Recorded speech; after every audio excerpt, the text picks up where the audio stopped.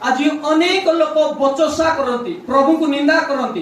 प्रभु अनेक दिन धरी मु प्रार्थना करूछि किंतु मो प्रार्थना उत्तर काहे आसुना। प्रभु मोर प्रार्थना उत्तर तुमे काहे देउना हो। से दिन हान्ना संतान पाई प्रार्थना कले, प्रभु को निकट निवेदन कले, प्रभु को निकट रोदन कले, किंतु हान्ना एहा मध्ये जानिथिले जे परमेश्वर की प्रकार मते उत्तर देबे बोली। हान्ना जतबेले प्रार्थना कले परमेश्वर हान्ना सहित सीधा सड़क डायरेक्ट कथा ही नांती, किंतु हान्ना सहित याजकଙ୍କ जरिया रे कथा है। हान्नार प्रार्थनार उत्तर याजकଙ୍କର मुखरे थिला, एली याजकଙ୍କର शब्दरे थिला।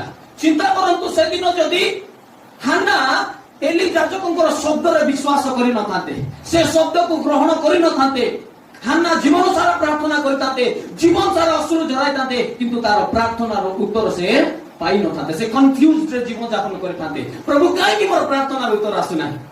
अनेक प्रभु को लोक माने आदि ठीक से प्रकार आज प्रार्थना करूछंती, किंतु प्रभु प्रत्येक रविवार दिन प्रत्येक समय रे आपन दास मानक जरिया रे जतबेले कथा होछंती, से माने से शब्द को विश्वास करि पारु नाहांती।